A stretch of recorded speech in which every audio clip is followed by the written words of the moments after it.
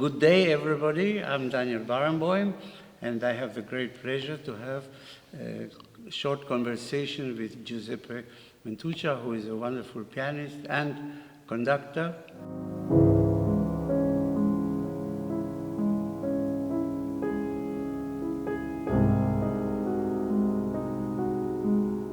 We will speak, hopefully, about several sonatas, not about all of them, because as you know, there are 32, but what is special, what is typical Beethoven, what is the pianistic phenomenon Beethoven is. We have a lot of information about how he used to play, with how much energy, also with how many wrong notes, which we try to avoid mostly unsuccessfully. And we will speak about several of the sonatas. I hope you enjoy it. Giuseppe, welcome. Thank you. Thank you very much, Maestro. Well, it's very interesting when we think of Beethoven sonatas, because if we compare that to, for example, Schumann or Brahms or Liszt, we have with Beethoven 32 sonatas, or 35, as the new edition says. There are 3 very early sonatas. Well, basically, it's just the opus number just covers the whole span of Beethoven's life. And this is very interesting because we can actually follow the development of Beethoven as a composer, as a pianist, and as a man in a way, because he started as a very famous pianist. He used to improvise a lot in Vienna. That was his main activity.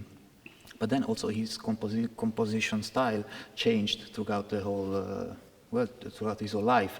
And that went along the development of piano as an instrument, because if we compare the first forte pianists that, for example, at the end of, I don't know, Haydn's life or Mozart's life, with the piano that at the end was used for the Hammerklavier, was taught for the Hammerklavier, there is a huge difference. How can we explain? It's for this reason that I always played the cycle of the complete sonatas for the first time in 1960.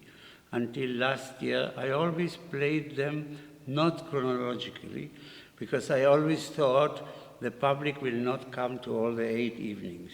And therefore, those who come for 1, 2, or 3, I try to give a complete picture of the different styles and all that about Beethoven in each concert. But I decided last year not to do that anymore and to play them chronologically, because I wanted to make the journey for myself in the concerts, and I thought for the public who comes for all 8 concerts that they really see the development.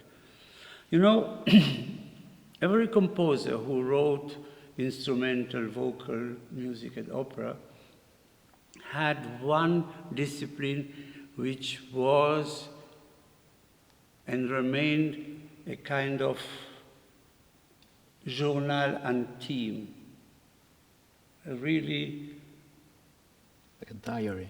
Entirely. Of course, this does not apply to composers like Wagner and Verdi, who composed primarily only operas, but Mozart, Beethoven, for instance, are very clear cases. And I find each one has, as I said, one discipline that is really like his diary. By Mozart, it is not the piano sonatas, it is not the symphonies. I think it is the piano concertos, which also he composed throughout his life, and the Italian operas that he composed with Da Ponte, because that brought a new dimension into his dealing with the voice and therefore with the music. Beethoven's intimate diary for me are the string quartet and the piano sonatas, not the symphonies and not the songs, but this.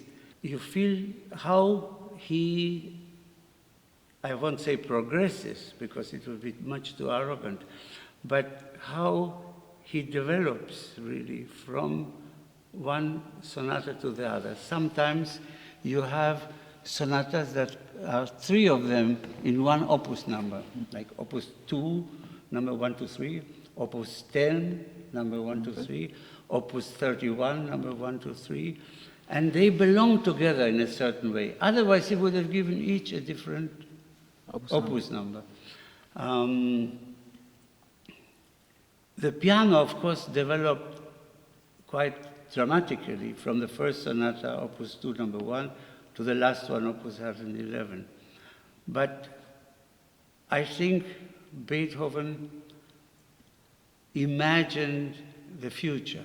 I think Beethoven had in his ears a piano that didn't exist in his time, with possibilities of holding the sound, for instance, and many other aspects that didn't exist. In the same way that Wagner wrote for an orchestra that has developed, the strings have other, they play with steel strings, the winds have other sonorities and all that.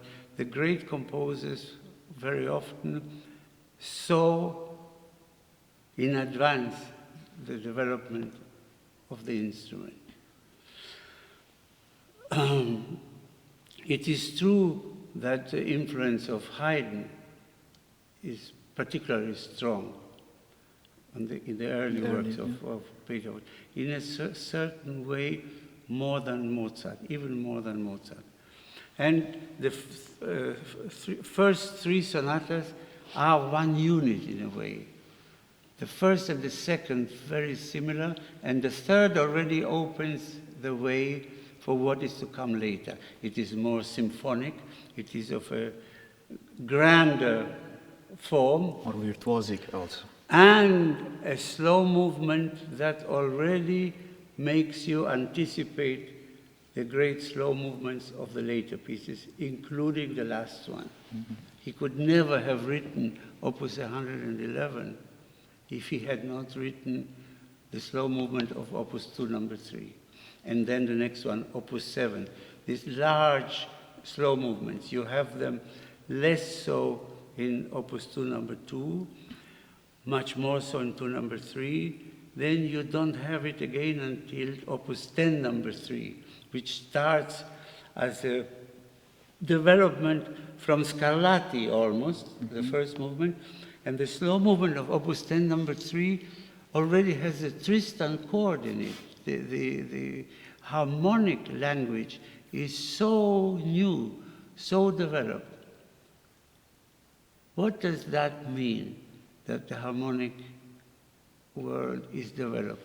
It means that the composer writes unconventional chords.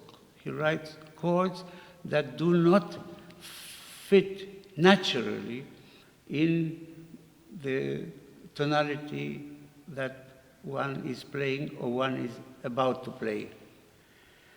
Usually with more dissonance. The dissonant is, of course, a very important expressive element. The dissonance gives you the possibility to resolve it in many different ways, whereas a simple chord, dominant or whatever it is, has only one solution, usually two, major or minor. But there are some chords in the Opus 10, number 3, in Opus 10, number 3, in the slow movement, that give you so many possibilities of resolution that it is as if he creates the possibility for you to be in doubt whether it's going to be. Whereas when you have a simple cadence, you know it's going there. With those, you don't. It is ambiguous. And ambiguity is not particularly positive element in life. Ambiguous people are people that generally don't know what they want or how to do it or what to do. But in the music, it is much richer, and it is a great advantage because it gives every chord that has a tension several possibilities to resolve itself. And I think that is the slow movements from the third sonata on Not all of them, but the ones where there are the big slow movements of the third sonata, Opus 10 number 3, they really advance very much. That's part of his development.